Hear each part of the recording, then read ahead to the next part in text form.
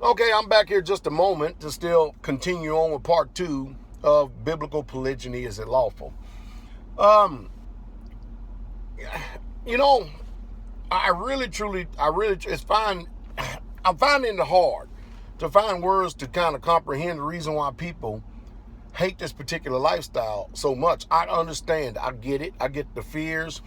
I get things that people think and believe. I really, truly do. But my question to you is why do you not have an outcry against all this fornication or all this illicit sex that's going on and these people having children outside of wedlock and all this so-called dating stuff? Because none of this stuff is biblical. It's not in the Bible. But anyway, I just thought I'd throw that out there. But I don't understand why this society here is so troubled by it. But let's go and deal with facts and not opinions, okay?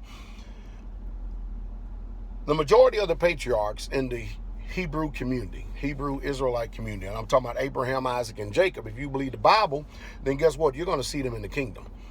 They were all polygynous, and they all had more than one wife, with the exception of a few, like Isaac and stuff. So what people do is whenever they can't find anything biblically against it, they continue to keep their personal opinion and assertions, or I call logical fallacies. What people try to do is try to call it sin without saying it's sin. Because we all know, according to 1 John 3 and 4, that sin is the transgression of the law. So all we have to do is go to the law. And like I stated in a debate some time ago, when I was debating this guy who called himself a pastor, we can end this debate real quick, fast, and in a hurry. All you have to do is just show me one law that condemns it as sin, then the debate is over, you won, and that's it. But 4 hours later, I still waited to hear it, and I didn't hear it, never did hear it. And I often ask people who send me private messages, and Pastor Fox asking them the same thing. And a lot of people, they just do it. And we just said, just show us the law that says it's sin, and nobody can seem to produce it. They come up with logical fallacies. In other words, they come up with made up questions. The Bible teaches foolish and unlearned questions avoid because they do gender strife. So these people come up with foolish and unlearned questions, foolish and unlearned statements. Let me give you a couple of facts here, okay? You remember when Hagar took off and left from Abraham? She took her son Ishmael and she just took off and left because of the strife that was going on with her and Sarah. And I'm going to deal with that one too. What did God tell her to do? God told her to go right back. Now, mind you, God knew that Abraham had already had sex with Hagar and produced Ishmael, Abraham's firstborn son. And if polygyny was, or a man having more than one wife was so evil, why did God send Hagar back, knowing that she was going back in that type of lifestyle? People say, well, people who are in polygyny or polygamy have problems. No more than all this divorce and remarriage that we see taking place out here, and all this serial polygamy, divorce, remarriage, divorce, remarriage, divorce, remarriage, and all this unlawful dating. You see, I can clearly make the same statement. For instance, except mine would not be a logical fallacy. Mine would come from truth and facts. I'll give you an example. Let's just assume that Adam and Eve were monolygamous, all right? And I don't know too many people in America that is monolygamy or that is monolygamous. Do you? Before you got married, was you monolygamous? Was your wife a virgin when you got married? If not, then guess what? Well, let's just go on with the subject. Let's just assume Adam and Eve were monolygamous, okay? Guess what? The first sin that came into the world came by a monolygamous couple. The first death that came into this world came by a monolygamous couple, meaning murder. That's what they produced. The first bitterness, hatred, strife. Matter of fact, sin actually entered into the world through monolygamy. Now, I understand that people may get irritated and upset because I'm bringing forth these facts. Let me give you another example, okay?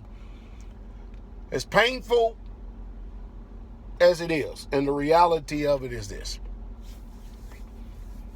Moses, in Numbers 12, took an Ethiopian woman, a Cushite woman, for a wife. And Moses' older brother Aaron and his sister murmured against him because he had took the Ethiopian. And mind you, he was already married to Zipporah. But watch this. The Most High came down and called them three up to the door of the tabernacle in Numbers 12. Go read it for yourself in context. And the Bible clearly says, and they murmured against Moses because of the Ethiopian woman. Watch this. After Yah got finished speaking to all three of them, and he said, you mean to tell me that you people wasn't afraid to speak against my servant Moses? In other words, Yah is saying, I know everything about this man. Remember I told you, him and him alone do I speak to face. But you, I'm going to reveal myself to you in visions and dreams if you are my people or prophet. All right? So Yah departed, and guess what he did? He smote Miriam with leprosy, shut her outside the camp, and Moses had to plead to the Most High for Miriam's condition that he would restore her back into the camp. Mind you, all because Moses took a second wife. Look what Yah's judgment was in that. In other words, you murmur against Yah's men, called men, whether you believe they are or not, you in some serious trouble, some very serious trouble. No wonder you probably have calamity, strife in your lives, because you're probably murmuring against something that you shouldn't be touching. Let's give you another example. David committed adultery by taking Uriah the Hittite's wife, and he tried to cover it up.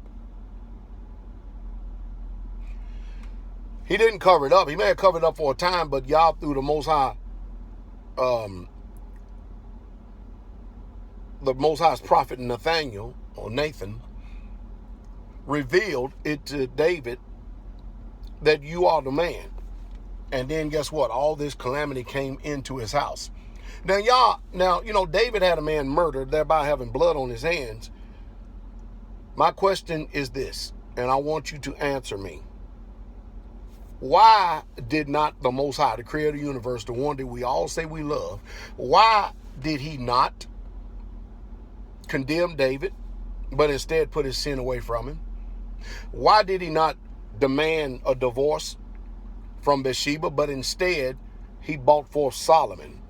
And out of that line, coming from David all the way back to Jesse, comes our Messiah, Jesus Christ, Yahshua HaMashiach.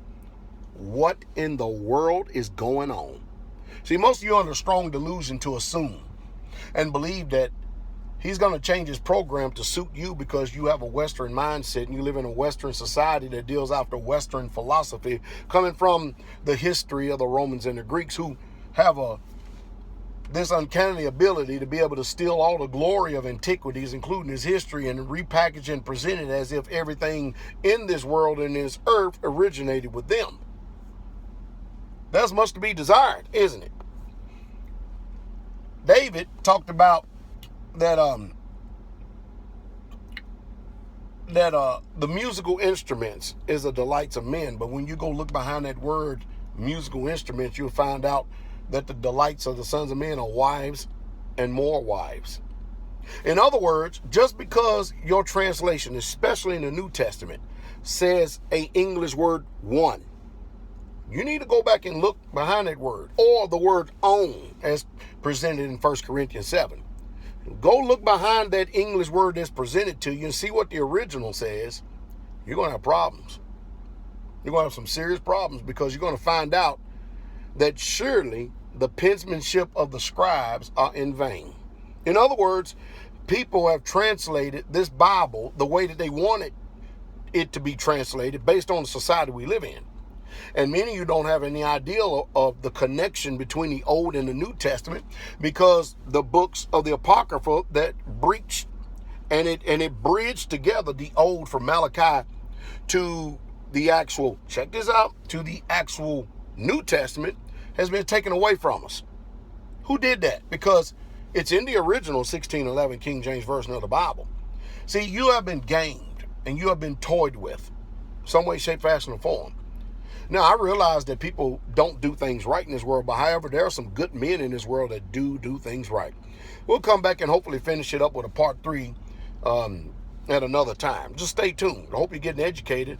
And please don't get upset with me simply because I'm talking about a subject that you hate. Because if you hate this, then you hate God.